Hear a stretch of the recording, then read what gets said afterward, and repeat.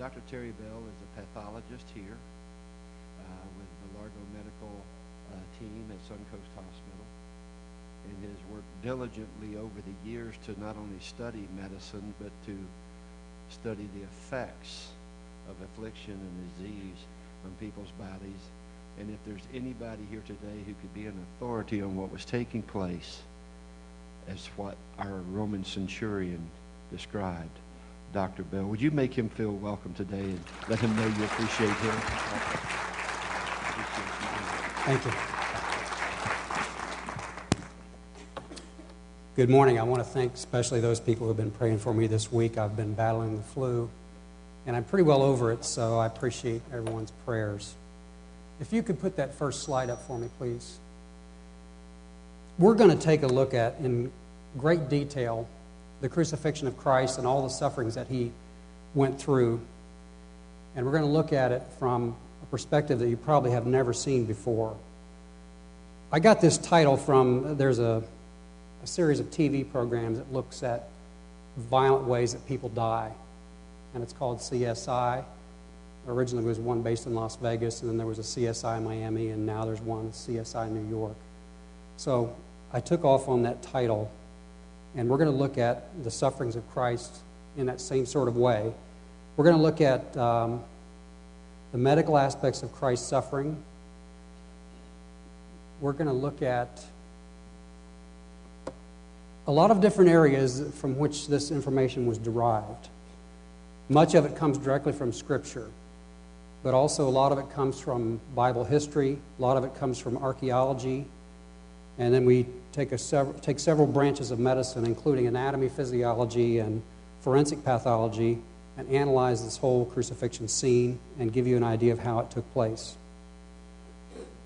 We're going to look in detail at a 16-hour time frame. Most experts believe that Jesus was crucified in the year 30 A.D., so we're going to look from Thursday evening, April the 6th, 30 A.D., from between 10 and 12 p.m. in the evening to about 3 or 4 in the afternoon when Jesus died. And we're going to look at all the things that happened during this period of time and look at the medical perspective of all these things.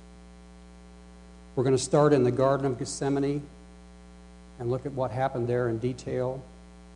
We're going to look at the various trials that Jesus underwent. We're going to look at scourging. You've already heard a little bit about that this morning. We're going to talk about it in a lot more detail.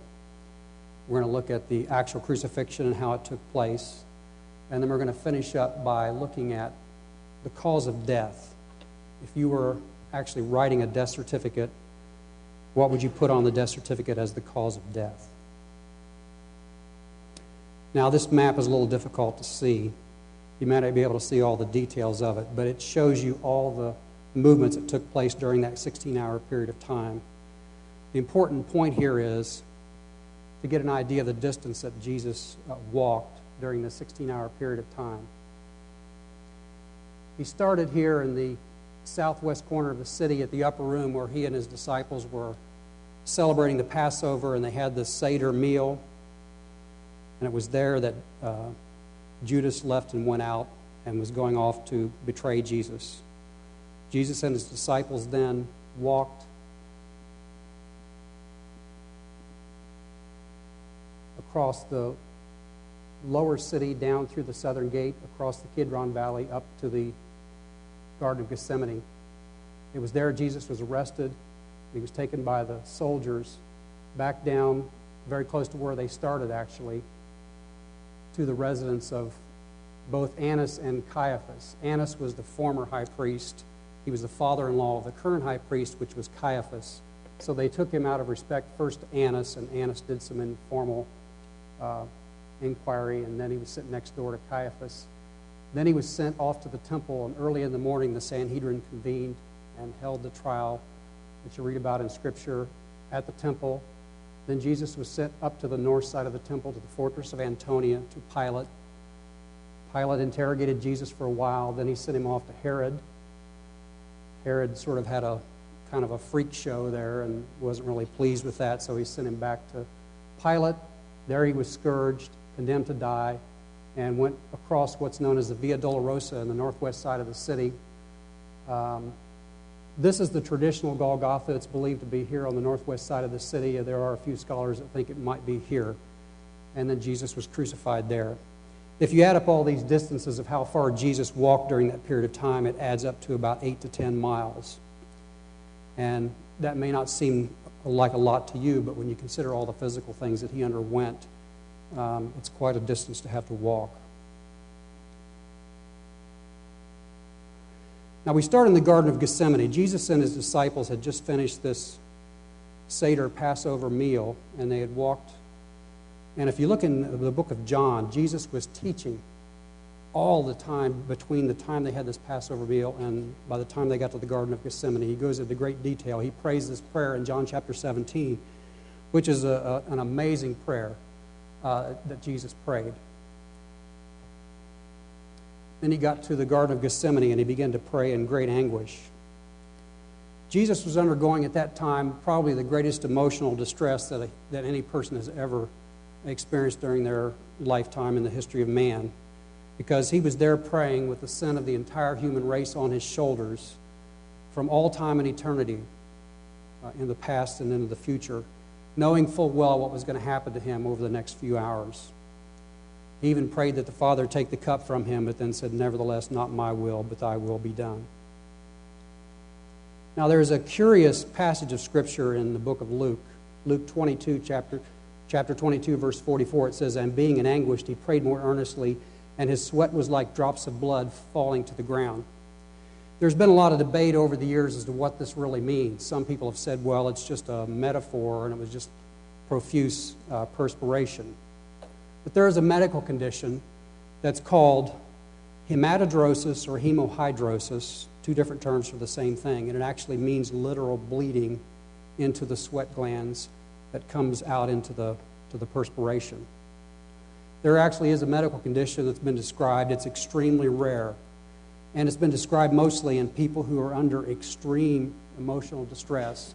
It's been described in prisoners who are about to be executed. And I want to remind you that Luke, the author of this book, was a physician, so I believe that he would have given an accurate description of what happened. So I think we have to believe that that's probably what happened there. Now let's look at the trials. First, there were multiple Jewish trials. There was a couple of informal trials. I mentioned those earlier. He was taken to Annas first. Annas interrogated him, then sent him next door to Caiaphas, and Caiaphas interrogated him some more. Those were both sort of informal trials. But then they convened the Sanhedrin early in the morning, on that Friday morning, at the temple, and the Sanhedrin was a group of 70, the main leaders of the nation of Israel, and they basically held these trials or these courts, and they were empowered to make decisions, everything up to the death penalty. They could impose any other penalty, but they could not impose the death penalty, and you'll see later why that's important.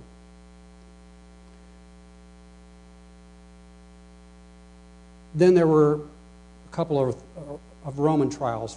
Next he was taken to Pilate at the fortress of Antonia, and you got a dramatic presentation this morning of what some of that was like.